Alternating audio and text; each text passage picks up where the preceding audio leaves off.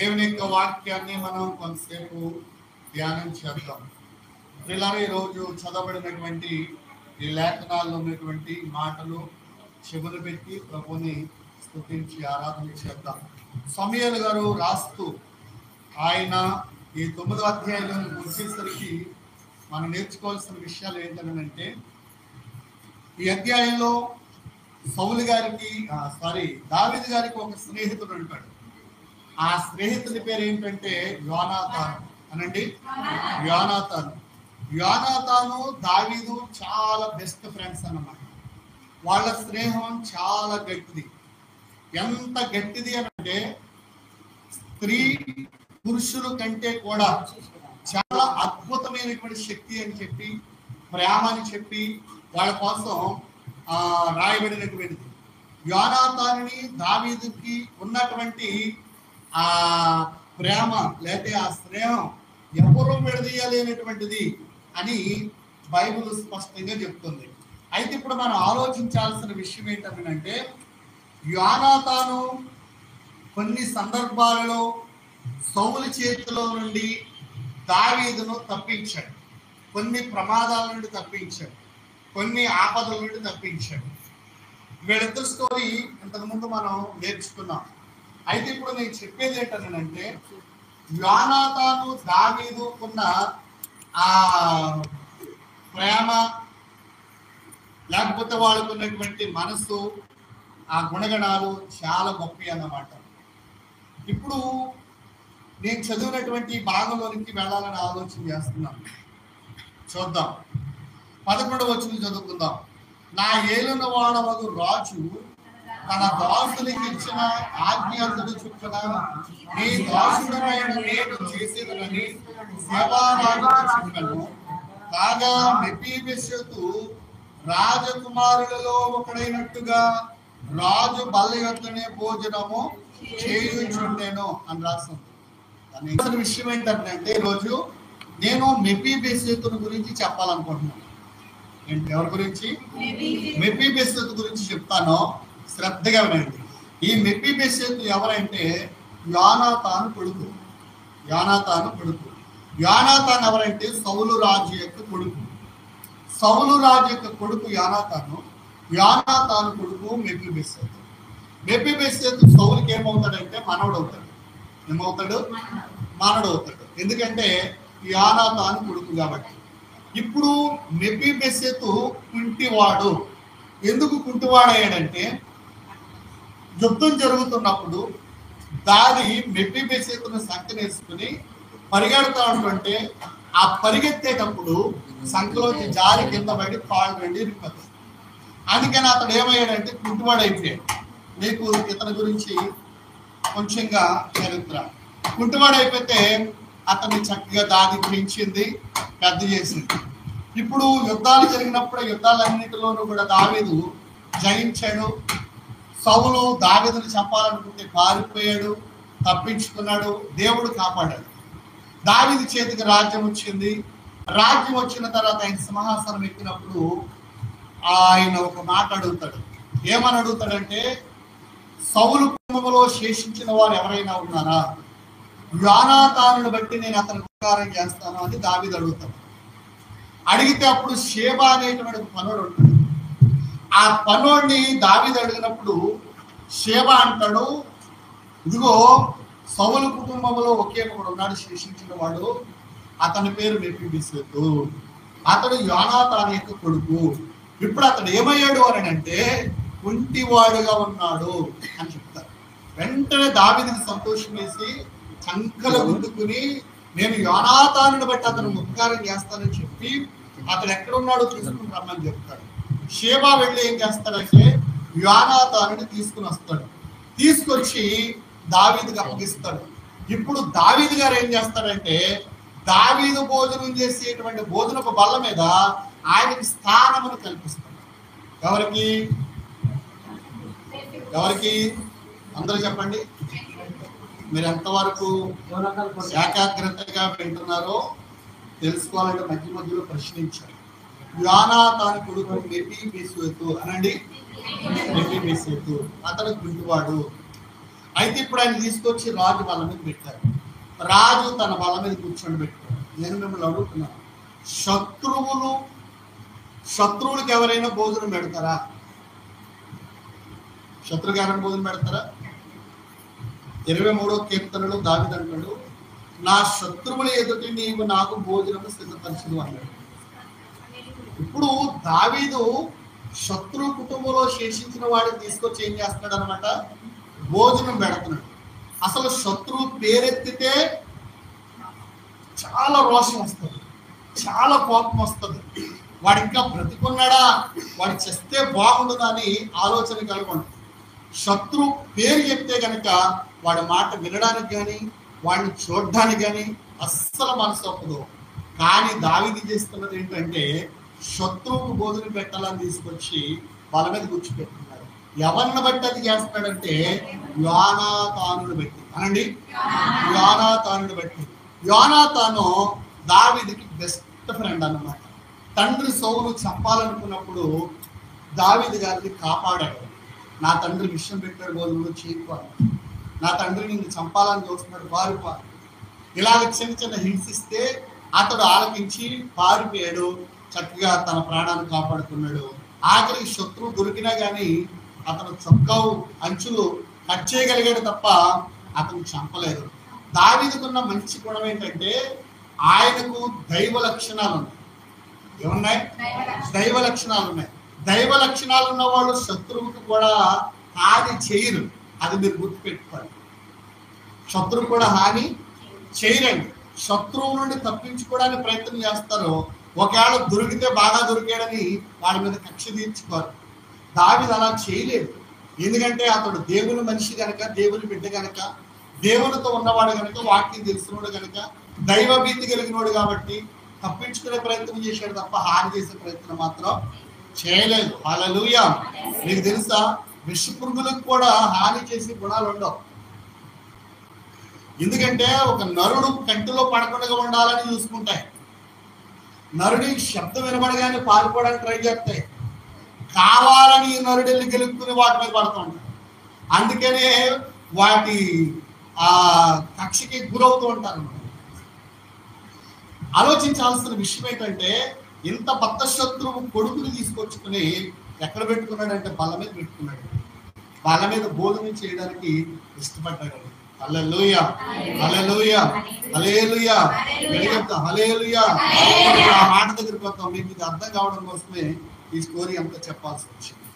ఇప్పుడు ఈ 11వ వచనం దగ్గరికి వచ్చేసరికి, నా ఏలినవాడగు రాజు తన దాసులకి ఆజ్ఞ అంతటి చెప్పిన నీ దాసుడనైనా నేను చేసేదనని షేబా రాజుతో చెప్పాడు. ఈ షేబా ఎవరు అంటే సౌలు ఇంట్లో పనివాడు అనమాట. అలాగనే దావీదు ఇంట్లో కూడా పనివాడు.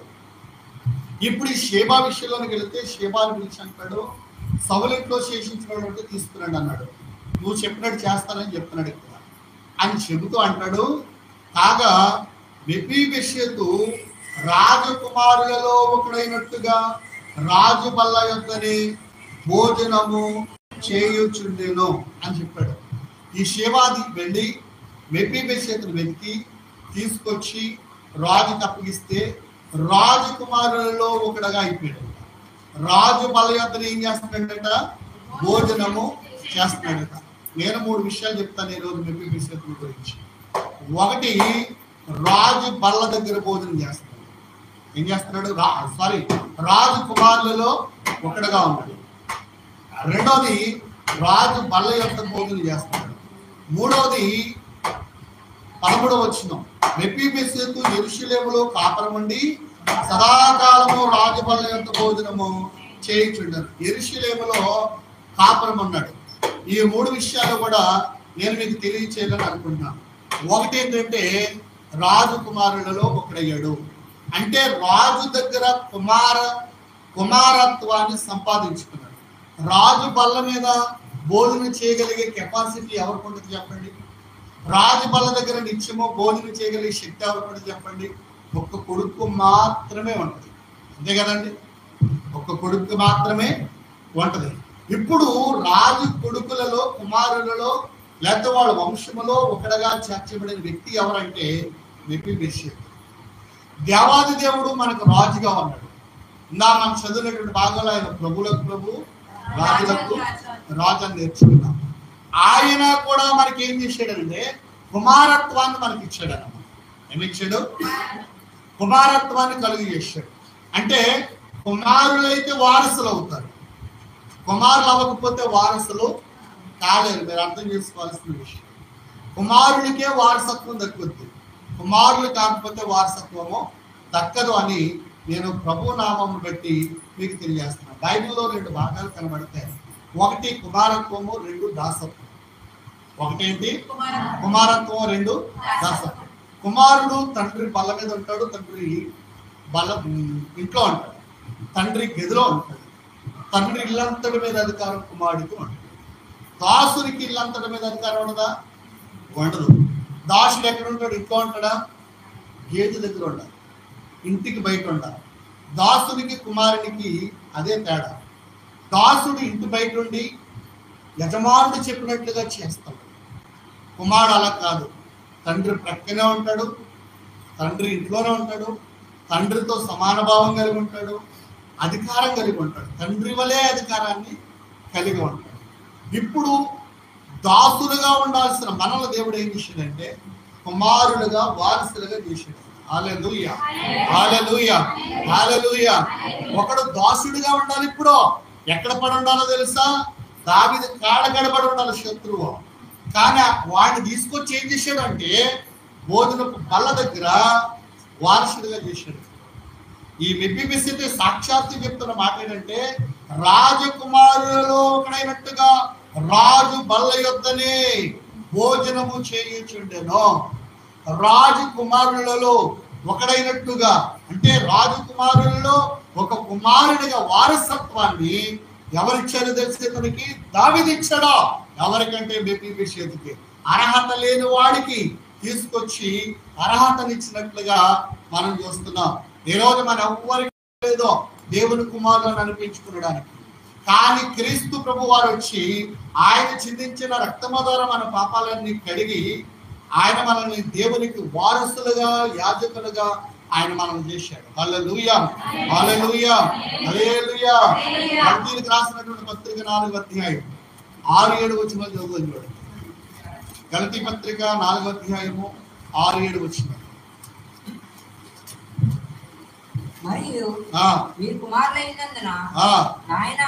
మరియు మీరు కుమారులైనందున నాయన తండ్రి అని మొర్రపెట్టు తన కుమారి ఆత్మను దేవుడు మన హృదయములలోనికి పంపెను. కాబట్టి నీవెక దాసుడవు కావు, కుమారుడవైతే దేవుని ద్వారా వారసుడవు. హల్లెలూయా. మరియు మీరు కుమారులైనందున నాయన తండ్రి అని మొర్రపెట్టు తన కుమారుని ఆత్మను దేవుడు మన హృదయంలోనికి పంపించాడు. తండ్రి అని దేవుని పిలుస్తున్నామంటే, నాయన అని దేవుని పిలుస్తున్నామంటే దేవుడు ఆ అధికారాన్ని మనకి ఎలాగిచ్చాడు అనమాట? ఆత్మ ద్వారా. అనండి, ఆత్మ ద్వారా పరిశుద్ధాత్మను మన హృదయంలో పంపించడం ద్వారా ఆయన మనం తండ్రి నాయన అని పిలుస్తున్నాం. ఇప్పుడు తండ్రి నాయన అని పిలుస్తున్నాం కనుక తండ్రి అని పిలవడంలో ఇప్పుడు మనం ఎవరం కాదన్నమాట? దాసులము కాదు. మరి ఎవరో కుమారులము. కుమారులం కాబట్టి తండ్రి అని పిలుస్తున్నాం. కుమారులం అయ్యాము కాబట్టి ఇప్పుడు మనం వారసులం అయిపోయాం. వారసత్వాన్ని దేవుడు మనకు ఇచ్చాడు అన్నమాట. ఇప్పుడు మెఫీబోషెతు రాజకుమారుల్లో ఒకడు అవడానికి కారణం ఏంటంటే దేవుని ఆత్మ దావీదులో, అదే ఆత్మ మెఫీబోషెతులో కూడా ఉంది. అందుకే తీసుకొచ్చుకుని రాజు బల్ల మీద ఒక కొడుకుగా ఆయనకి స్థానం ఇచ్చాడు. హల్లెలూయా, హల్లెలూయా. అందుకే ఇప్పుడు ఈ దాసుడు కాదు ఈయన. ఇప్పుడు ఎవరన్నమాట ఈయన? కుమారుడు. అనండి, కుమారుడు. కుమారుడు. ఒక మాట మనం చూద్దాం. సమయంలో రాసిన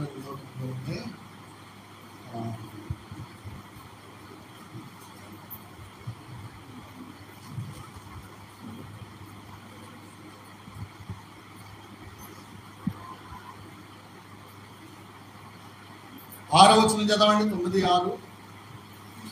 సౌలు కుమారుడైన యోనాతానుకు మెఫీబోషెతు దావీదునకు వచ్చి సాగిలపడి నమస్కారము చేయగా దావీదు మెఫీబోషెతు అని అతను పిలిచినప్పుడు అతడు చిత్తము నీ దాసుడనైనా నేను ఉన్నానెను. ఏమండి, షేబ ఈ మెఫీబోషెతును రాజు దగ్గర తీసుకొచ్చినప్పుడు మంచి మమకారంతో మెఫీబోషెతును దావీదు పిలుస్తున్నాడు.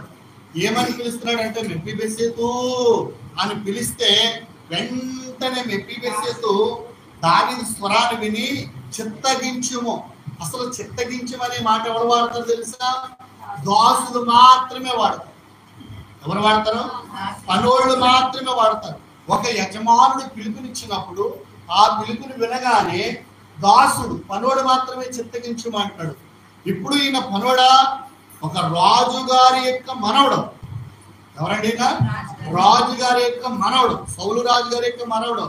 ఆయన రాజైన దావీదు పిలుస్తా అంటాడు చిత్తగించుము అని అంటూ నీ దాసుడునైనా అంటాడు. మళ్ళా అన్నాడండి, నీ దాసుడునైనా అని మాట్లాడుతున్నాడండి. నేనున్నాను అని చెప్తున్నాడు. ఎలాగా?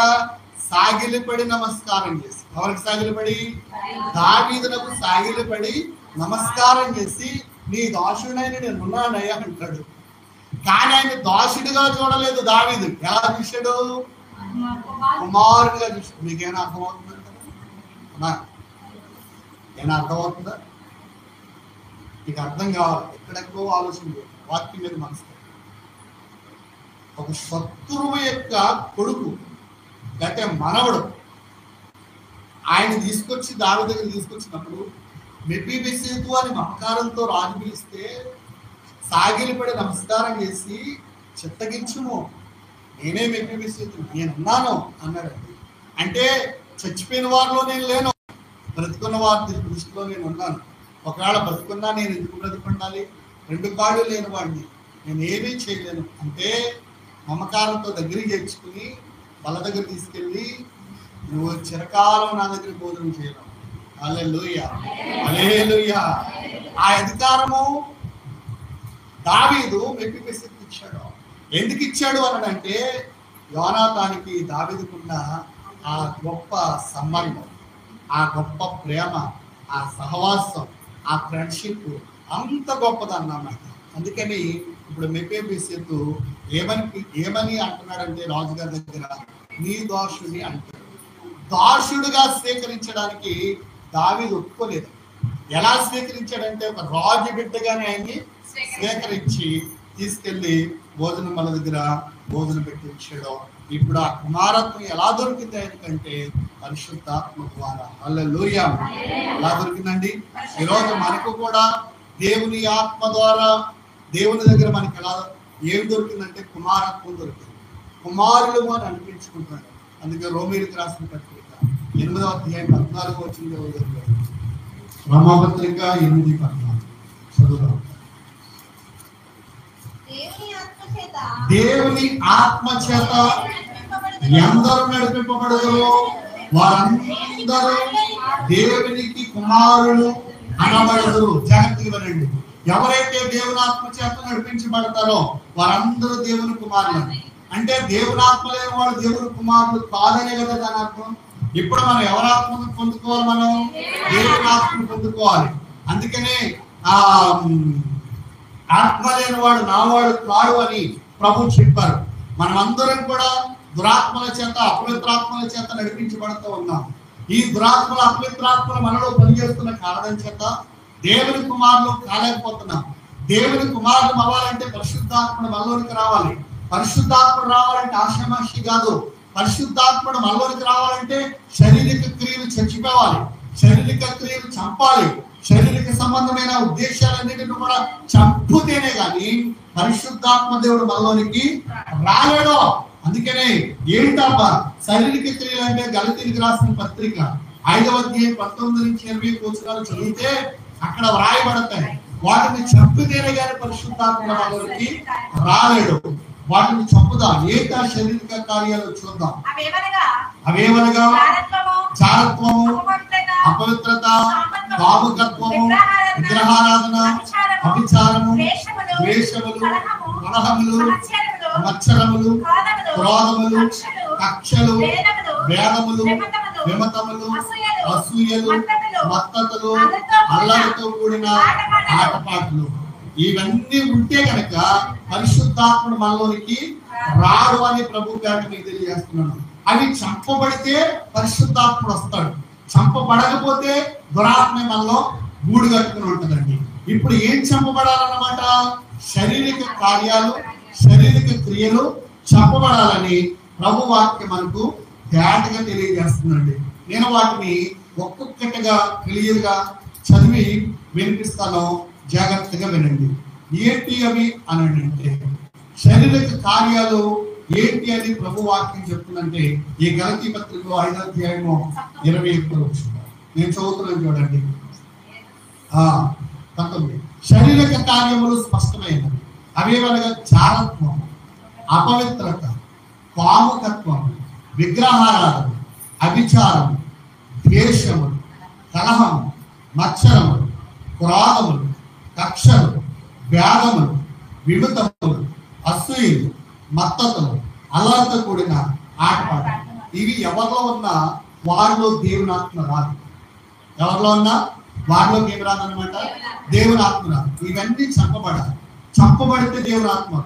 ఇవన్నీ నుండి నేను దేవుని ఆత్మను పొందుకున్నాను యాక్షన్ చేస్తే మాత్రం ఆ యాక్షన్ కి దేవుడు పనిష్మెంట్ ఇస్తాడు.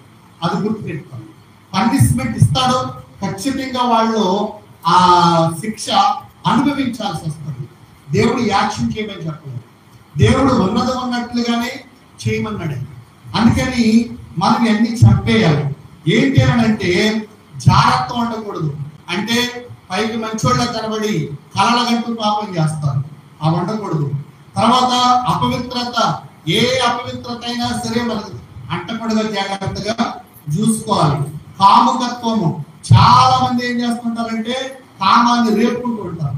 విగ్రహారాధన, దేవుని కాకుండా ఏదో ఆరాధన చేసిన విగ్రహారాధన ఉంటుంది. అభిచారం, సోరు చెప్పించుకోవడం, లేకపోతే శివ చెప్పించుకోవడం, లేకపోతే ఎవరి వాళ్ళు మంత్రగాళ్ళ దగ్గరికి వెళ్ళడం, ఇవన్నీ అడగడం, ఇదంతా కూడా దేవునికి విరుద్ధమైనటువంటి పని అన్నమాట.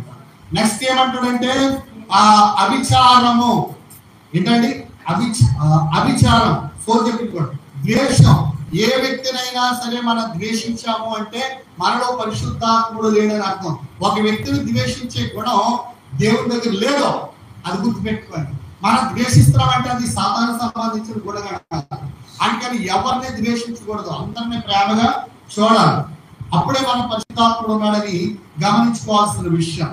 ఇంకా చూసుకుంటే కలహం, ఎవరితోనూ గొడవ పడకూడదు. గొడవ పడే ఉద్దేశాలు దేవుని దగ్గర లేవు, గొడవ పడమని చెప్పలేదు. తర్వాత మత్సరములు, ఎదుటి వారిని చూసి పైకి కనబడకుండా మచ్చలు పడిపోతుంటారు. ఎదుగుతుంటే లోపల మచ్చలు పడతారు. అది కురుగుడు లాంటిది, దుష్టి పడ లాంటిది, అది ఉండకూడదు. అదున్న పరిశుద్ధాత్ముడు రాడు అని చెప్తున్నాడు. క్రోధం, కోపాన్ని కూడా వెళ్ళబుచ్చకూడదట. కోపం అన్న దేవుని ఆత్మ మనలోనికి రాదట, గుర్తుపెట్టుకోండి. ఈ పైన ఏమి లేకపోయినా కోపం మాత్రం ఖచ్చితంగా ఉంటుంది, అది గుర్తుపెట్టుకోండి. ఇంకా చూసుకుంటే కక్ష, చచ్చిపోయే వరకు కక్షలు బావు కొంతమంది మీద, అసలు కక్ష ఎక్కువని చెప్తున్నాడండి. ఇంకా అంటాడు భేదము, నువ్వు పలానా నేను పలానా నేను పలానా అంటారు. ఇలాంటి భేదాభిప్రాయాలు చూపించే వాళ్ళ దగ్గర కూడా పరిశుద్ధాత్ముడు ఉండడండి. కాబట్టి పరిశుద్ధాత్ముడు రావాలంటే భేదాభిప్రాయాలు ఉండకూడదు. విమితములు, అసూయలు, మత్తతలు, అల్లరితో కూడిన ఆటపాటలు, విమితములు, ఒకరికి ఎడమకం పెడమకం పెట్టుకోవడం, ఇది కూడా చూపించకూడదని ఆయన చెప్తున్నాడండి. ఎడమకం పెడమకం పెట్టి ప్రార్థన చేసి ఏమని చేస్తావు? ప్రార్థన చెప్పి ఏమని చేస్తావు? ప్రార్థన ఎంత బాగా ప్రార్థన చేస్తే మాత్రం ప్రయోజనం ఉంటుంది. ఎడమకం పెడమకం పెట్టుకుని ఒక వ్యక్తిని ప్రేమించలేని గుణం నీలో ఉన్నప్పుడు నువ్వు ఎంత ప్రార్థన చేస్తే ఏడు ప్రయోజనం? కాబట్టి ఒక వ్యక్తిని ప్రేమిస్తూ చేయాలి, శత్రువుని ప్రేమిస్తూ చేయాలి. ఇదంతా బైబిల్ మనం నేర్పుతుంది. బైబిల్ పక్కనెట్టి మన ఇష్టం వచ్చినట్టు నేర్చుకుంటే ప్రయోజనం ఏమీ లేదు. బైబిల్లో ఉన్నదే నేర్చుకుని, బైబిల్ ఉన్నదే పాటిస్తూ, బైబిల్ ప్రకారంగానే మనం ప్రార్థన చేయగలగాలి. హల్లెలూయా, హల్లెలూయా, హల్లెలూయా. ఇవన్నీ చావాలి. ఇప్పుడు ఏం కావాలి? ఇక్కడ ఇసుకోండి కదా 19 వచ్చిన నుండి 22 వచ్చిన వరకు ఇస్తుంది కదా, 22 వచ్చిన అవి చేస్తేనే కానీ పరిశుద్ధాత్మ మనలోనికి రాగండి. పరిశుద్ధాత్మ వస్తేనే కానీ మనం దేవుని కుమారులో కార్యమంటాం. ఇప్పుడు చెప్పండి, గుండెలపై చేసుకుని మనం దేవుని కుమారులమా కాదా? దాసులంగా ఉన్నామా కుమారులంగా ఉన్నామా? కుమారులంగా ఉన్నామంటే ఈ లిస్ట్ మనలో లేనట్లే. లేదు దాసులుగా ఉన్నామంటే ఈ లిస్ట్ మనలో ఉందన్నమాట. ఇప్పుడు వాక్యానికి సరిపోల్చుకోవాలి, మనం వాక్యంతో తూకం వేసుకోవాలి. మనం అలా తూకం వేసుకుంటే మనం ఎలా కూడా మనకు అర్థమైపోద్ది. ఎవరు మనకి చెప్పక్కర్లేదు, వాక్యమే తీర్పు తీరుస్తుంది మన మీద. అందుకని వాక్యానికి అనుకూలంగా ఉండే ప్రయత్నం మనం చేయగలగాలి. ఇప్పుడు దేవుని పిల్లలే వారసులు. ఇప్పుడు మెఫీబోషెతు శత్రువా దావీదుకి, కానీ బల్ల దగ్గర భోజనం చేయమని చెప్తున్నాడు. ఎప్పుడు వరకు తెలుసా?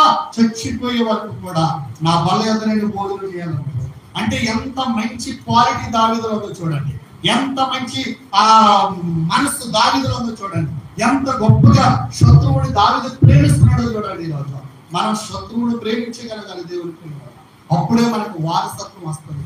అది పరిశుద్ధాత్మ ద్వారా కలిగిన కార్యం తప్ప మామూలుగా ఉంటే మాత్రం ఆ కార్యం రాదు. అందుకని ఇప్పుడు ఏం చేస్తున్నాడని అంటే శత్రువుని ప్రేమిస్తున్నాడని నేను మీకు తెలియజేస్తున్నాను. హల్లెలూయా, హల్లెలూయా. రాజకుమారులలో ఒకడుగా చేర్చబడ్డాడు. ఫస్ట్ పాయింట్ ఏంటి? రాజకుమారులలో ఒకడుగా చేర్చబడ్డాడు. మీరు చాలా కాన్సెప్ట్ పెట్టి వినాలి, మనసు పెట్టి వినాలి. మనసు పెట్టి వింటే వాక్యము మన హృదయాలు చీల్చేస్తుంది.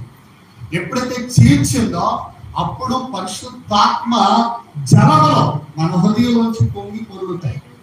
ఆ పరిశుద్ధాత్మ జలాలు పొంగి పొరలాలంటే వాక్యము చేత మన హృదయము చేర్చబడాలి, చేర్చబడాలి, చేర్చబడాలి. అప్పుడే లోపల ఉన్న జలాలన్నీ బయటకు వస్తాయి. మనం అనేక మందికి ఉపయోగకరంగా ఉంటామని ప్రభు నామమున నేను మీకు తెలియజేస్తున్నాను. లోకాసు వార్త 15వ అధ్యాయం 19 వచనం జరుగుతుంది. 15-19.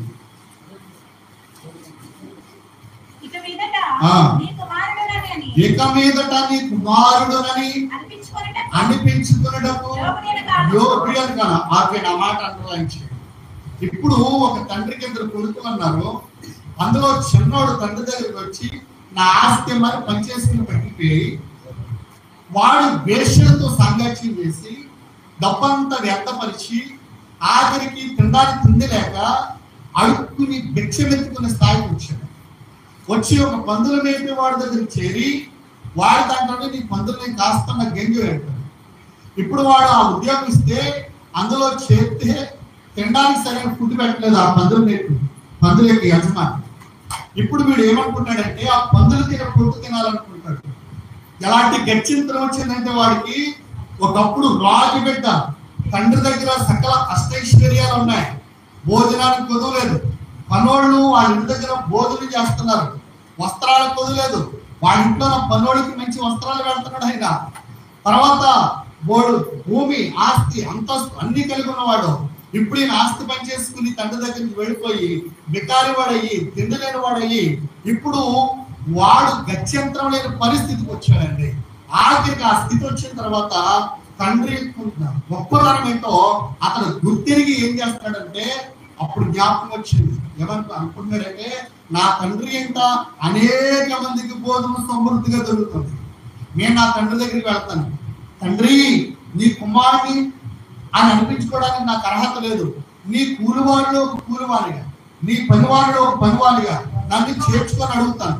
తండ్రి మనసు కాబట్టి ఒప్పదు, చక్కగా చేర్చుకుంటాడు, పని చేసుకుని బ్రతుకుతాను, తృప్తిగా ఆహారం దొరుకుతుంది అని ఒక డిసిషన్కి వచ్చి అతను ఏం చేశాడంటే తిన్నగా తండ్రిని ఎత్తుక్కుంటూ వెళ్ళాడు. ప్రియులను గమనించండి, ఆస్తి అంతస్తు తండ్రి ప్రేమ అతని మీద ఉన్నప్పుడు తండ్రి విలువ ఏంటో, ఆస్తి విలువ ఏంటో, అంతస్తు విలువ ఏంటో, లేకపోతే ఆ హోదా ఏంటో అతను గుర్తించగలిగాడు. తండ్రిని సెపరేట్ అయిపోయిన తర్వాత తండ్రి విలువ ఏంటో, ఆస్తి విలువ ఏంటో, అంతస్తు విలువ ఏంటో, అతను ఏ స్థాయిలో ఉన్నాడో ఆ స్థాయికి గొప్పతనం ఏంటో ఇప్పుడు ఫైనల్ స్థాయికి వస్తే కానీ అతను తెలలేదండి. హల్లెలూయా, హల్లెలూయా. ఏ స్థాయి? ఇప్పుడు అడుక్కునే స్థాయికి వచ్చాడు. రాజు బిడ్డగా ఉండాల్సినటువంటి వాడు ఈ స్థాయికి వచ్చిన తర్వాత తండ్రి గొప్పతనం ఏంటో అతను గుర్తించగలిగాడు. ఇప్పుడు తండ్రి దగ్గరికి వచ్చి అంటాడు, తండ్రి ఇక మీదట నీ కుమారుని అని అనిపించుకున్నకు యోగ్యుడను కాను, నన్ను నీ కూలి వారిలో ఒకరిగా పెట్టుకోనని అతనితో చెప్పాను. ఏటా పాపం, ఏటా తండ్రి అలాగా అమ్మని చెప్పాడా?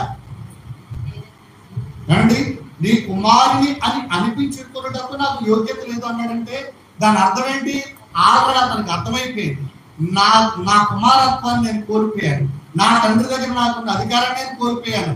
నా తండ్రి ముందే చెప్పాడు కానీ నేను వినలేదు, నాదే తప్పు అని అనుకుని కుమారుని అనిపించుకున్నడానికి నాకు యోగ్యత లేదని ఒక పిరికితనం ఆయనలోనికి వచ్చింది. నీ కొడుకుగా చేసుకోమల్లా అని అన్నాడా?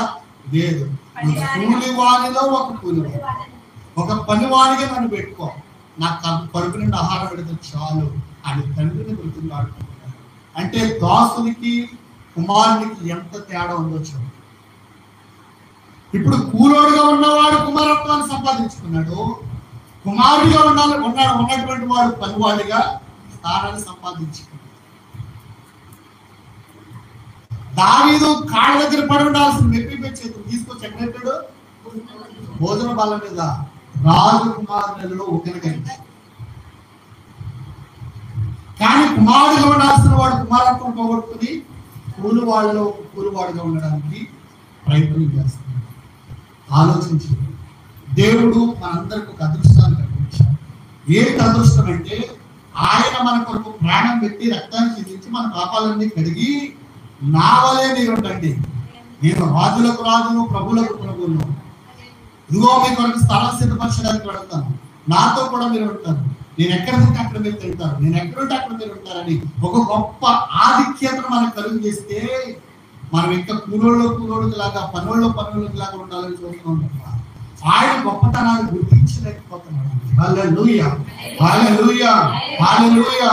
దేవుడి ఆధిక్యతను పోగొట్టుకుని లోకానుసారమైన నడతలు నడుస్తూ, లోకానుసారమైన మాటలు మాట్లాడుతూ, లోకానుసారమైన కక్షలు కలిగి ఉండి, లోకానుసారమైన జీవితాన్ని చూపిస్తూ దేవునికి దూరం అయిపోతున్నాడు. జగత్తున్నాడు. దేవునికి దగ్గరగా చేరే ప్రయత్నం. ఎవరి దగ్గరగా? ఒకడేమో నీ దోషుని అంటాడు, కూలోడుగా ఉండాల్సిన వాడు దోషుని చెప్తే దావీదు తీసుకొచ్చి కొడుకు అధికారాన్ని ఇచ్చాడు, కుమారత్వాన్ని ఇచ్చాడు.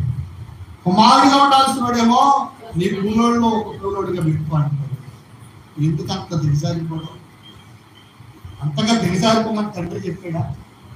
అండి, అంతగా దిగజారిపోమని తండ్రి చెప్పాడా? ఆలోచించండి. దిగజారిపోమని చెప్పలేదే. దిగజారిపోయాడు అంటే దానికి అర్థం ఏంటనమాట? తండ్రి మాట లక్ష్య పెట్టండి, తండ్రి మాటను గైకొనలేదు. ఈరోజు చాలా మంది దిగజారిపోతున్నారంటే దాని అర్థం ఏంటో తెలుసా? తండ్రి మాటను లక్ష్య పెట్టక, దేవుని సన్నిధిని లక్ష్య పెట్టక, దేవుని మాట మీద ఆశగా, దేవుని మాట మీద నమ్మకం లేక, దేవుని మాటను గడిచెవులు పెట్టి లెక్క చేయకుండా తిరగడమే దానికి కారణం. అది దేవుని తప్పు కాదు అండి, దేవుని తప్పు కాదండి, మంద తప్పు. దేవుడు రాజు బిడ్డలాగే చేశాడు మనందరినీ కూడా. ఈరోజు ఆదివారం ఎక్కడ ఉండాలో తెలుసా? మనం దేవుని మందిరంలో ఉండాలి. కానీ చాలా మంది ఎక్కడ ఉన్నారో తెలుసా? ఫంక్షన్లో ఉన్నారు, ప్రయాణాల్లో ఉన్నారు, రకరకాల పనులు కల్పించుకుని ఆయాస్తారు. దేవుడు దీవించాలంటే ఎలా దీవిస్తాడు అనుకుంటున్నాడు? ఆలోచించాల్సిన విషయం. ఒకటి, ఆయన కుమారులలో ఒకటిగా చేర్చు. నిన్ను నన్ను కుమారులో ఒకటిగా చేర్చుకోవాలి. దేని ద్వారా మనం కుమారత్వం సంపాదించుకుంటున్నాం? ఆత్మ. ఏ ఆత్మది? పరిశుద్ధాత్మ ద్వారా కుమారత్వాన్ని సంపాదించుకుంటున్నాం. అందుకే ప్రతి ఒక్కరూ ఆత్మను పొందాలి అని బైబిల్ చెప్తుంది. ఆత్మ లేకపోతే నా వారు కాదని యేసు ప్రభు తెగని చెప్పేసి, అందుకని దేవుని ఆత్మను పొందుకోవాలి. దేవా ఈ ఆత్మను నాకు ఇవ్వండి ఇవ్వాలి.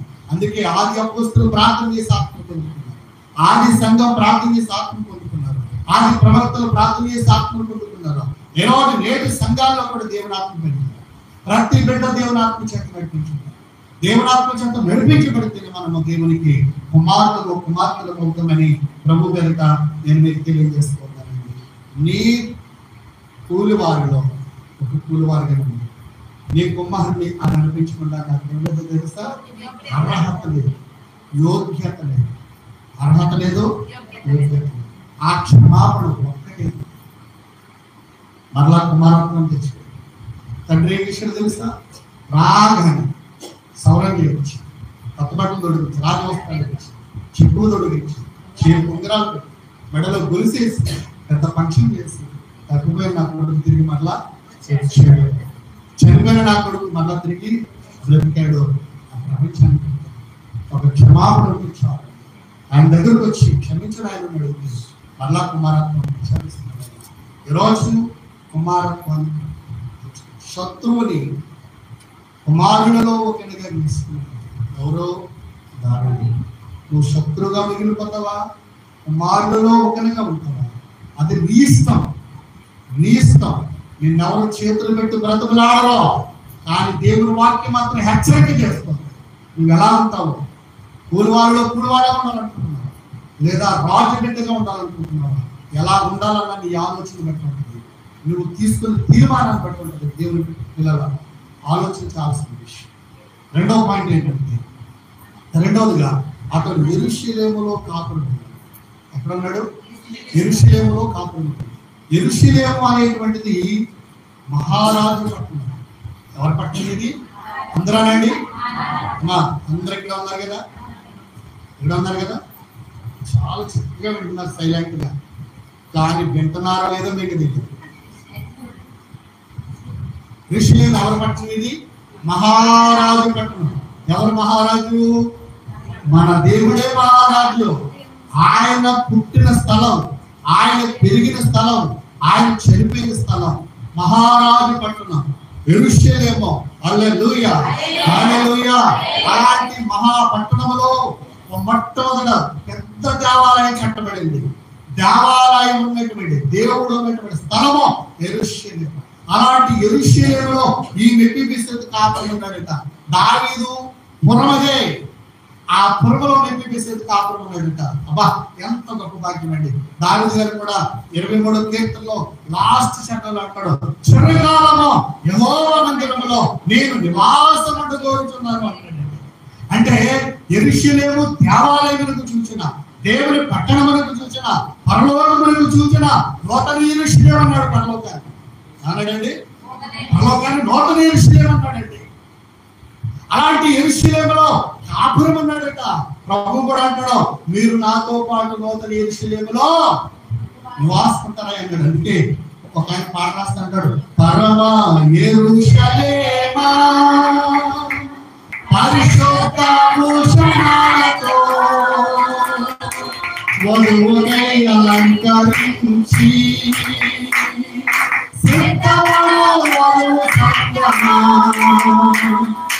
పరమ యెరూషలేమా పరిశుద్ధ భూషణాలతో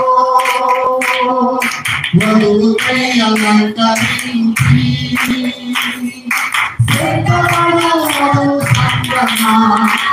ఆమేన్, హల్లెలూయా, ఆమేన్, హల్లెలూయా, ఆమేన్, హల్లెలూయా, ఆమేన్, హల్లెలూయా, హల్లెలూయా. పరమ యెరూషలేము ఉంటుంది. ఆ యెరూషలేములోకి మనము వెళ్ళాలి. వెళ్ళాలంటే ఎలా అలంకరింపబడాలంట? ఎవరు పడితే అలా అడిగట్టు, ఎవరు పడతాడు అక్కడ అడిగేటట్టు. ఎవడో తెలుసా అక్కడ అడిగిపెట్టేది? రాజభూషణాలు ధరించుకుంటారు, రాజవస్త్రములు ధరించుకుంటారు, పరిశుద్ధులు ఆ యెరూషలేములో అడిగిపెట్టారు. అలాంటి పరిశుద్ధ పట్టణంలో నివాస కాపురం ఉన్నదట. ఎవరో అర్హత లేని మెఫీబోషెతు అనండి, అర్హత లేనటువంటి శత్రువు కొడుకు, శత్రువు మనవడు మెఫీబోషెతు కాపురం. అక్కడ స్థానం దావీదు కల్పించాడు. అబ్బా, ఎంత గొప్ప! యెరూషలేములో నివాసం ఉండడం చిన్న విషయం అనుకుంటున్నాను, చాలా గొప్ప విషయం. ఎందుకంటే మహారాజు పట్టణం, దావీదు మహారాజు, సౌలు మహారాజు ఆ పట్టణంలో నివాసం చేశారు. అలాంటి కాడ నివాసం ఉండడం ఎంత గొప్ప భాగ్యం. మరొకటి ఆ ఇంట్లో నివాసం ఉండడం ఎంత గొప్ప భాగ్యమో అర్థం చేసుకున్నాం. ఒక వచ్చిన భాగం చదువుకున్నాం. యెరూషలేము తన గొప్పతనం. లూకాసు వార్త ముందు రెండవ పాయింట్కి ఈ వచనం రాస్తున్నాను. సమయంలో రాసినటువంటి 2వ గ్రంథం 9వ అధ్యాయం 13వ వచనం. యెరూషలేములో పాపులు ఉన్నాడు అని అంటారు. లోకాసు వార్త 10:30 చెప్పండి.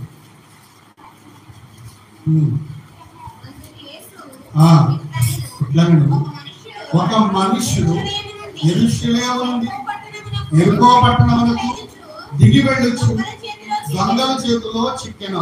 అమ్మా జాగ్రత్తగా ఆ మాట మనకు చాలా ఇంపార్టెంట్. అందరూ చదవండి ఒకసారి.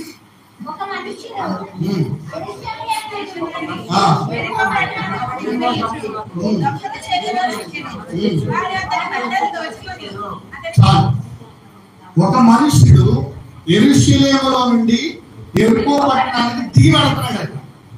ఏం చేస్తున్నాడు అంటే పట్టణం యెరూషలేము ఎక్కడ ఉందన్నమాట? పైన ఉంది. యెరికో ఎక్కడ ఉంది? కింద ఉంది. పైన ఉన్నటువంటి పట్టణంలో నుంచి కింద ఉన్న పట్టణంలోకి ఒకడు దిగి వెళ్తున్నాడు. ఆడికి 12 గంటలు. దేవుడు ఆడి పైన తిరిగాడు. ఎక్కడ ఉండాలా? పైన ఉండాలి. పైన ఉన్నవాడికి కింద పని ఏంటి? పైన ఉన్నవాడికి కింద పని ఏంటి? యెరూషలేమును వదిలిపెట్టి యెరికోకి దిగి వెళ్తున్నాడు. ఎందుకు యెరూషలేముకు ఉన్నటువంటి గొప్పతనం ఏంటి, యెరికోకు ఉన్నటువంటి గొప్పతనం ఏంటి చెప్తాను నేను. యెరూషలేము మహా దేవుని పట్టణం అని మనం చెప్తున్నాం, మహారాజు పట్టణం అని చెప్తున్నాం. యెరూషలేములో పరిశుద్ధులు ఉన్నారు, యెరూషలేములో దేవాలయం ఉంది, యెరూషలేములో దేవుడు ఉన్నాడు, యెరూషలేములో ఆరాధన ఉంది, యెరూషలేములో ప్రార్థన ఉంది, యెరూషలేములో పవిత్రత ఉంది. అక్కడ ఉండాలి. వాడు అక్కడి నుంచి ఎక్కడికి వస్తున్నాడు? ఇప్పుడు యెరికో వస్తున్నాడు. యెరికోలో ఎవరున్నారు? రాహాబు లాంటి వేశ్య ఉంది, జక్కీ లాంటి పాపాత్ముడు ఉన్నాడు. ఇలాంటి వాళ్ళు ఎంతో మంది ఆ పట్టణంలో ఉన్నారు.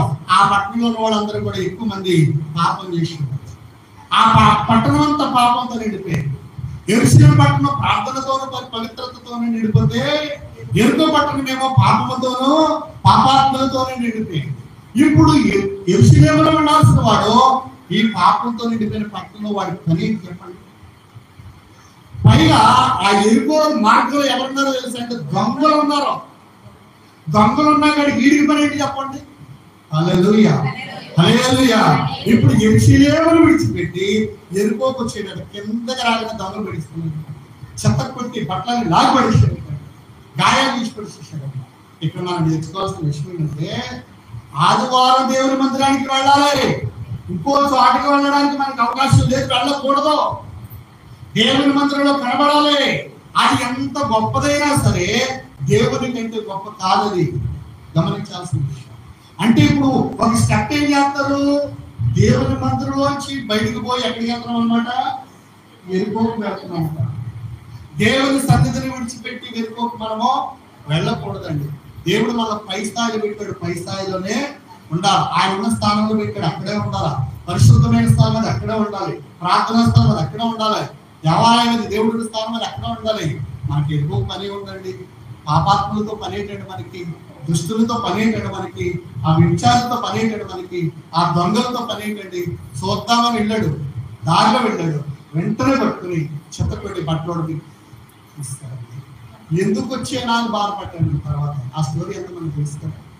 ప్రియులను గమనించాల్సిన విషయము, ఇప్పుడు దేవుని స్థానం విడిచిపెట్టి పాపాత్ములు ఉండే స్థానాన్ని మనం దింపకూడదండి, అంత దిగజారిపోకూడదండి. మనం ఆలోచించండి అమ్మా, అంత దిగజారిపోకూడదు. మనం రాజు పెట్టలో, ఎవరు పెట్టలో? మనం రాజు పెట్టలో. రాజు మాట తప్పుడు గుర్తుపెట్టుకోండి. రాజు మాటిస్తే మాట తప్పుడు. మన మాట ఇచ్చాం దేవుని దగ్గర. ఇప్పుడు బాప్తిసం తీసుకుని యేసుక్రీస్తు ప్రభు రక్షకుడిగా అంగీకరించిన మాట ఇచ్చాం. మాట తప్పేమో అంటే నీతి లేని వాడు అని అర్థం. రాజు నీతి లేనివాడు కాదు, నీతి ఉన్నవాడే రాజు. నీతి లేనివాడు రాజు అవడు. మీరు గుర్తుపెట్టుకోండి. మన రాజు నీతి కలిగిన వాడు, నీతిమంతుడైన, మాట ఇచ్చి తప్పేవాడు కాదు. అలాంటి మన రాజుని మనం అబద్ధికులు చేస్తున్నాం. మన మాట తప్పి మన రాజుని తప్పుడు మనిషిగా చేస్తున్నాం. మనం దారి తప్పి మన రాజులా ఉండాలి. మనం ఎవడ గొప్పోడే అంటే నీతి కలిగిన వాడు గొప్పోడు, ఎవడ గొప్పోడే అంటే యథార్థత కలిగిన వాడు గొప్పోడు, ఎవడు గొప్పోడే అంటే వాక్యానుసారంగా నడిచే వాళ్ళు గొప్పవాళ్ళు, దేవునికి విరుద్ధంగా ఉంది, నీతిని తప్పి తిరిగే వాళ్ళు గొప్పవాళ్ళు కాదు సమాజంలో. అది దేవుని దగ్గర తేలిపోతాను ఒక రోజు. ఇతను యెరూషలేములో ఉండాల్సిన వాడు ఎక్కడికి వెళ్తున్నాడు అనమాట? ఎక్కడికి వెళ్తున్నాడు? ఎరుకోలో ఏముంది? ఎవరున్నారు ఎరుకోలో? దొంగలు, వ్యభిచారులు, వేశ్యలు, అబద్ధికులు, మోసగాళ్ళు అందరూ అక్కడ పని ఏంటండి దేవుని పిల్లలు? అంటే మనం వెళ్ళకూడని స్థలానికి ఎందుకు వెళ్ళాలని చెప్పండి. మనకు పని ఏంటండి? వెళ్ళొచ్చా మనం? సినిమాల్లో ఉండొచ్చా మనం? కీర్తాల్లో ఉండొచ్చా మనం? అంటే దేవుని విరుద్ధమైన కార్యకలాపాలు ఉండొచ్చా మనం తగునాది ఆలోచించి దేవుని విరుద్ధమైన పనులు చేయొచ్చా? అలా చేసామంటే మన స్థాయిని మనమే దిగజార్చేసుకోండి. మన స్థాయిని మనం దిగజార్చేసుకుంటున్నాం అండి. మన స్థాయి మనం దిగజార్చుకోకూడదు. మన స్థాయి ఎంత మనం గుర్తుపెట్టుకోండి. మన రాజు బిడ్డలో, ఎవరి బిడ్డలో? అందరు ధైర్యంగా చెప్పండి మాట. అంటే స్థాయిని దిగజార్చుకున్నాం అంటే ఇప్పుడు ఎక్కడికి వెళ్ళిపోతున్నాం మనం? యెరూషలేములో ఉండాల్సిన వాడు వెళ్ళిపోగలడానికి కారణం ఏంటి? మనమే మన స్థాయిని దిగజార్చుకున్నాం. మన స్థాయిని దిగజార్చుకోవాలి. ఇప్పుడు ఇతను అలా చేసి దేవుని సన్నిధిలో నుంచి పోయి పాపాత్మల మార్గాల్లోకి వెళ్ళిపోయాడు కనుక వందల చేతి చూపించాడు, చిత్త కొట్టేశాడు. దేవుని సన్నిధిలో నుంచి పోతే, దేవుని సన్నిధిని దొంగిలిస్తే, దేవుని దగ్గర నుంచి దూరం పోతే మనం కూడా ఆ చేతులకు వెళ్ళిపోతాం. అపవాది చేతులకు వెళ్తాం. వాడు ఇష్టం వచ్చినట్టు వాడు. ఇంకని ఎక్కడ కాపురం ఉండాలి మనం? యెరూషలేములో అంటే సురక్షితంగా. యెరూషలేం అంటే ఏంటి? దేవాలయం. దేవుని మందిరం. ఆవిదంటాడు చిరకాలము యెహోవా మందిరములో నేను నివాసముండదు. చిరకాలము ప్యాలెస్ లో ఉండగోరుచున్నాను అనొచ్చు కదా. ప్యాలెస్ కోరుకోలేదైనా, ఆయన కోరుకునేది ఏమి తెలుసండి? ఆయన స్థాయికి రావడానికి దేవుని సన్నిధే. మనం ఈ స్థాయికి రావడానికి పాకలో ప్రార్థన చేసాం. పాకలు ఉన్నప్పుడు మోకాళ్ళు వేసి ఉపాసన చేసాం. దేవుడు బిల్డింగ్ ఇచ్చే ఉపాసం లేదు, మోకాళ్ళు ప్రార్థన లేదు. మోకాళ్ళు చెడిపోయే ఉపాసం చేయడం ఓపిక చెడిపోయింది. ఒకప్పుడు డబ్బుల్లో గట్టిగా ప్రార్థన చేసాం, గట్టిగా ఇచ్చాం, గట్టిగా దేవుడికి మొక్కుబడి చేసుకున్నాం. ఇప్పుడు డబ్బులు ఎన్నో వచ్చాయి, డబ్బే కనపడుతుంది, దేవుడు కనపడుతుంది. ఎంత దిగజారిపోతున్నాం అంటే నిజంగా చాలా దిగజారిపోయాం. యెరూషలేము నుంచి ఎరుకోకు వచ్చేస్తున్నాం. ఇప్పుడు మనం ఇంకొక మెట్టి ఎక్కుతలేదు. యెరూషలేము చాలా పరలోకానికి వెళ్దాం అనుకుంటలేదండి. యెరూషలేము మెట్టి కింద దిగేసి ఎరుకోకు వచ్చేస్తున్నాం. ప్రియులు గమనించండి దేవుని వాక్యం. ఎరుకోకు రాకూడదు, అది దేవుడికి ఇష్టం కాదు. అవసరమైతే ఒక మెట్టి పైకి పర్వాలేదు, దేవుడు మెచ్చుతాడు. కానీ కిందకి రావాలని ప్రభు కోరుకుంటారు. ఆయన మీకు స్థాయి ఇచ్చాడు. యెరూషలేములో మీకు కాపురం ఉండేటట్లుగా తన ప్యాలెస్ లో చోటిచ్చాడు. నీకు నాకు దేవుడు చోటు ఇచ్చాడు ఆయన పరలోకంలో. ఆ చోటు ఎందుకు పోగొట్టుకోవాలి మనం? ఆ చోటు ఎందుకు పాడు చేసుకోవాలి మనం? అదే కావాలని కోరుకుందాం. హల్లెలూయా, హల్లెలూయా. కీర్తన గ్రంథము 23 కీర్తన 6వ చరణంలో దావీదు మాట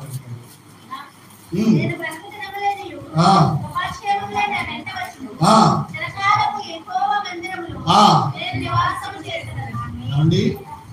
బ్రతికి దినములన్నీ కూడా కృప క్షేమము మన వెంట రావాలి. ఏం చేయాలి చెప్పండి? కృప క్షేమం ఈ రెండు మనకు కూడా వస్తాయంటండి. ఇప్పుడు చిరకాలము యెహోవా మందిరములో నివాసం. మీకు దేవుని మందిరములో ఉన్న గొప్పతనం తెలియడం లేదు. నేను అందుకే చెప్తున్నాను. ఈరోజు రోజు గుళ్ళోకి వచ్చి దేవుని కనబడితే మనకి ఎంత భాగ్యమో తెలుసా? దేవుని కనబడితే ఎంత భాగ్యమో తెలుసా మీకు? అసలు దావీదు ఎదిగింది అక్కడి నుంచేనండి. దావీదు పెద్దోడైంది అక్కడి నుంచే. ఎక్కడి నుంచి? దేవుని బలిపీఠం దగ్గర నుంచి ఎదిగాడు. అంతే, దాన్ని మర్చిపోతలేదైనా. మనం మర్చిపోతున్నాం. దేవుడు దీవించిన తర్వాత ఆయన మర్చిపోతలేదు. తెల్లాసలు వచ్చి పడిపోతున్నాడండి. ఏమంటున్నాడు తెలుసా? చిరకాలము యెహోవా మందిరములో నేను నివాసింపబోతున్నాను. గుళ్ళోకి వచ్చి పడిపోతున్నాడు. తనకే ఆ బలిపీఠ మీద పెట్టుకుని ఏడుస్తున్నాడండి. దేవా, ఈ స్థాయికి వచ్చేటట్టు నువ్వే కదయ్యా, నాకు ఈ సన్నిధే కావాలి, ఆ ప్యాలెస్ కాదయ్యా. మనం ప్యాలెస్ లో కూర్చొని పెద్ద టీవీ కాలు మీద కాల్ వేస్తుంది. దేవుని మర్చిపోయి చూస్తున్నాం. పెద్ద టీవీ వచ్చింది, పడుకోవడానికి పొరుపు వచ్చింది, తినడానికి రకరకాల తిళ్ళు వచ్చాయి, వంటక్కర్లతో డబ్బులు ఇచ్చి కొడుకు తినేస్తున్నాం. ఎంత సుఖం వచ్చిందంటే ఈ సుఖంలో పడిపోయి దేవుని మర్చిపోతున్నాం. ఆలోచించుకోండి. మీ ఎదుగుదల కారణం ఏంటో తెలుసా? నా ఎదుగుదల కారణం ఏంటో తెలుసా? దేవుని నిబంధన. దేవుని నిబంధన ఇది మనకు కాపురం అయిపోవాలి, ఇది మనకు నివాస స్థలం అయిపోవాలి. మనం కట్టుకున్న ఇల్లు కాదు, మనకున్న ఈ శరీరం కాదు మన నివాసం, దేవుని మందిరమే నివాసం. అందుకనే ఆయన అంటాడు, నాకు సుఖం లేదండి, శాంతి లేదండి, నెమ్మది లేదండి, సంతోషం లేకుండా పోయిందండి, నా జీవితం అంతా అయోమయం, అధోగతి పాలైపోతుందండి. దానికి కారణం ఎవరో తెలుసా? నువ్వే. ఎవరో కాదు దానికి కారణం. దేవుడు వాక్యం ఏం చెప్తుంది తెలుసా? నీ సన్నిధిని నిత్య సంతోషము, నిత్య సుఖము అని చెప్తున్నాడు. ఏది నువ్వు సన్నిధిలో గడిపేది ఎంతసేపు గడుగుతున్నావు దేవుని సన్నిధిలో, ఎంతసేపు ప్రార్థన చేయగలుగుతున్నావు దేవుని మందిరంలో, ఎన్ని రోజులు దేవుని మందిరానికి వెళ్ళగలుగుతున్నావు? నీకు సుఖం లేదంటే, శాంతి లేదంటే, నెమ్మది లేదంటే, నీ జీవితం అధోగతి పాలవుతుందంటే దానికి కారణం దేవుడు అనుకుంటావు, నువ్వు అనుకుంటావు. దేవుడు కాదో, నీవే కారణం. దేవునికి ఇవ్వాల్సిన గౌరవం, దేవునికి ఇవ్వాల్సినటువంటి స్థానం నువ్వు ఎవడో లేదు కాబట్టి అధోగతి పాలవుతున్నావు. ఒక్కసారి వెనక్కి తిరిగి ఆలోచించి మళ్ళీ దేవుడి పాదాల మీద కూడా నీ స్థితి ఎలా ఉంటుందో, నీ పరిస్థితి ఎలా మారిపోతుందో. ఈరోజు దేవుడు యెరూషలేములో నుండి దిగి ఎక్కడికి వెళ్తున్నాడట? ఎరుపు పట్టణంలో పని ఏంటి? ఎరుపు పట్టణంలో పని ఏంటి? నీకు పాపాత్మలో ఉన్న కాడికి నీకు పని ఏంటి? ఇంటికి వెళ్తున్నావు అక్కడ దేవుడి స్థానం వదిలిపోయింది. అందుకని దొంగల చేతులు చెప్పి పట్టబట్టాడు, ఏడ్చబట్టాడు, శిల్పబడ్డాయి పట్టాడు. స్నేహితులు దయపెట్టారు. ఇంకా చూద్దాం. దానియేలు 6వ అధ్యాయం 9 నుంచి 10. దానియేలు గారు ఏం చేస్తున్నాడు? 6వ అధ్యాయం 9 నుండి 10.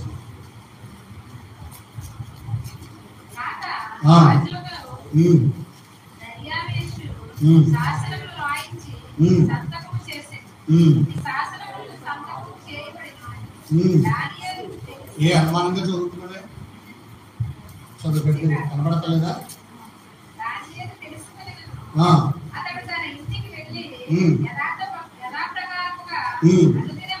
చూడండి, అతడు తన ఇంటికి వెళ్ళి యథాప్రకారముగా ముమ్మారు మోకాళ్ళుని తన ఇంటి పైకెటికి, అలా అనలేండి, తన ఇంటి పైకెటికి యెరూషలేము తట్టు తెరిచి ఉండగా తన దేవునికి ప్రార్థన చేయుచుండెను. హల్లెలూయా. దర్యావేషు రాజు శాసనాన్ని పూజించాడు. 40 రోజుల వరకు ఎవరు పూజించకూడదు, రాజు పూజించాడు. ఆ శాసనం తెలుసుకుని దానియేలు పైకొచ్చి తన పైగదికి యెరూషలేము తట్టు కిటికీలు తెరిచి ముమ్మారు ప్రార్థన చేశాడు. అంటే యెరూషలేము తట్టు ఎందుకు కిటికీలు తెరిచారంటే, యెరూషలేములో ఎవరున్నారు? దేవాలయం. యెరూషలేములో ఎవరున్నారు? దేవుడు ఉన్నాడు.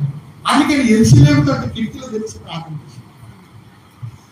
మనం ఎవరి తట్టు కన్నులు ఎత్తాలి? దేవుడి తట్టు. కొండల తట్టు కన్నులు ఎత్తుతున్నారు. అంటే మనం ఎవరి వైపు చూడాలి? సహాయం రావాలి.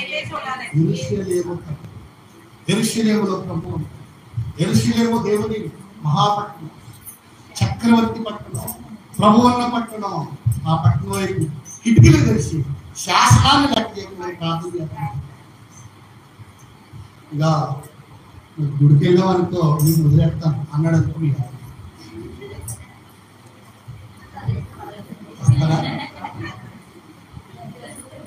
ఇస్తారా? గుడికి వెళ్ళాం అనుకో, మాలో చేర్చుకో, మా బంధువులు ఎవరో పిలవ, నేను ఫంక్షన్ కానీ దేనికి పిలవ అన్నారు అనుకోండి, ఇది ఎవరికి ప్రేయర్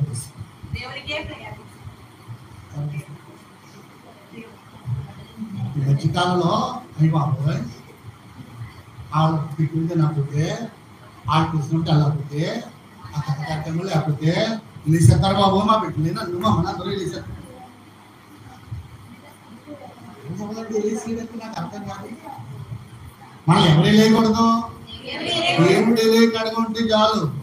ఈ మనుషులు ఆపుదొరికి నిన్ను గట్టి ఎక్కించమని చూద్దాం, ఎంతవరకు ఎక్కించగలరు? కొన్ని 4 రోజులు నీకు కూడా ఉండమని, అసలు 4 రోజులు ఉండమనండి. ఆ బంధువులు తెలుసుకోండి మనకి. ఇది ప్రతి ఒక్కరు బెదిరించడమే ప్రభు నమ్ముకుంటే, అందరూ బెదిరించడమే. ఎందుకు పాలవాళ్ళు కూడా బెదిరించడమేనండి ప్రభు నమ్ముకుంటే. ఏదో పెద్ద తప్పు చేసినాడు, సాయ కొట్టుగాడు కనబడితే ఇది ఏం పని అని అడగడం, విమర్శాలు కనబడితే ఇది ఏం పని అని అడగడం, కానీ తప్పు చేస్తుంటే ఇది ఏం పని అని అడగదు. తాగేసి తప్పదాగి రోడ్డు మీద దొరుకుతుంటే పట్టించుకోడు. దేవుని దగ్గరికి వెళ్ళి దేవుని ప్రార్థన చేస్తుంటే పట్టించుకుని, అరే నువ్వు మా కథ కార్యక్రమాలు రాకూడదు అంటాడు. ఏ తప్పు చేసేవని అంటున్నాడు, ఏ నేరం చేసేవని అంటున్నాడు. ఎందుకు అలా మాట్లాడుతున్నారు అంటే మంచిగా ఉండడం ఇష్టం లేదా వాళ్ళకి, నీతిగా ఉండడం వాళ్ళకి ఇష్టం లేదా, యథార్థంగా ఉండడం ఇష్టం లేదా? ఆలోచించండి సార్. ఒక్కడే బట్టలు వేసుకుంటే శరీరం అంతా బయటెట్టుకుని బట్టలు కట్టుకుని తిరుగుతాయి. అదే వస్త్రధారణ అడగడే ఎవడని, నీకు ఆ వస్త్రధారణ ఏంటి అని అడుగుతాడు ఎవడన్నా? అడగడే.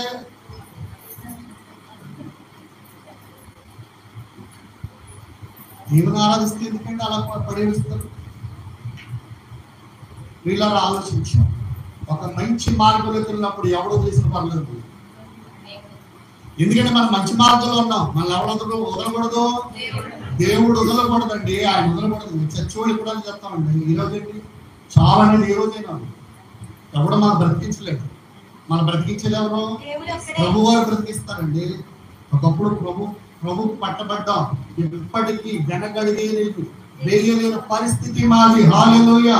తిండున్నా తిండి లేకపోయినా, ఏదున్నా ఏది లేకపోయినా 2 సంవత్సరాలు మమ్మల్ని మా బంధువులు విలేసిస్తే తిండి లేకపోయినా నిజాయితీ నిలబడ్డావు దేవుడితో.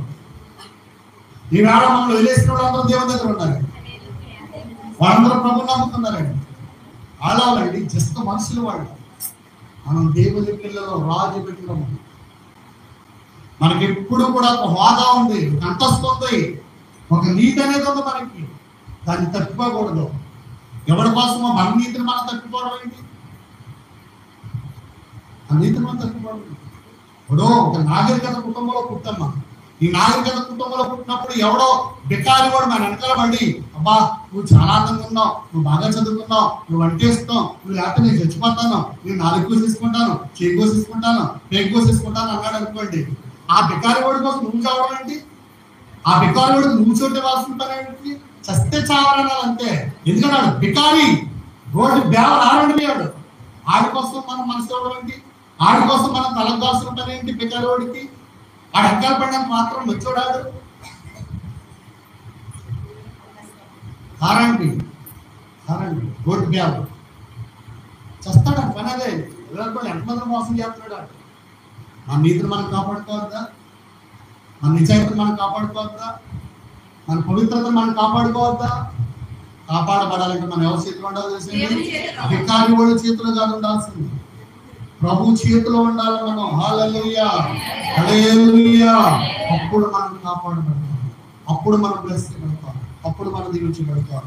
రెండోది ఎక్కడ కాపురం ఉండాలనుకున్నాడు తెలిసిందా?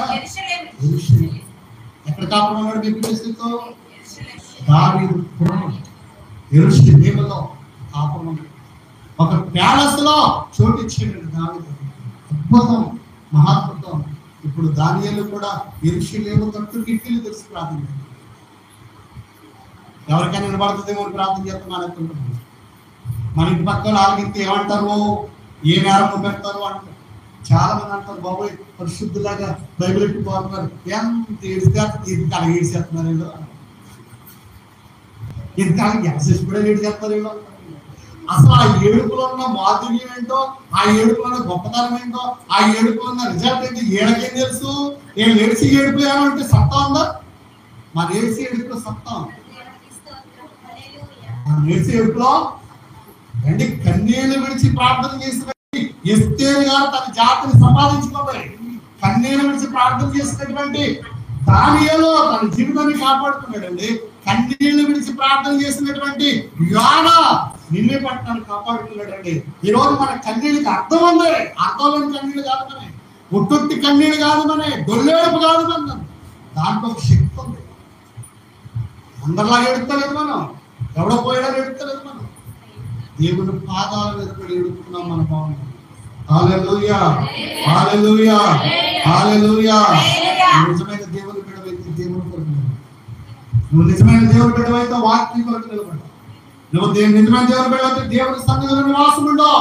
ప్రతిరోజు వచ్చి కనబడు దేవుని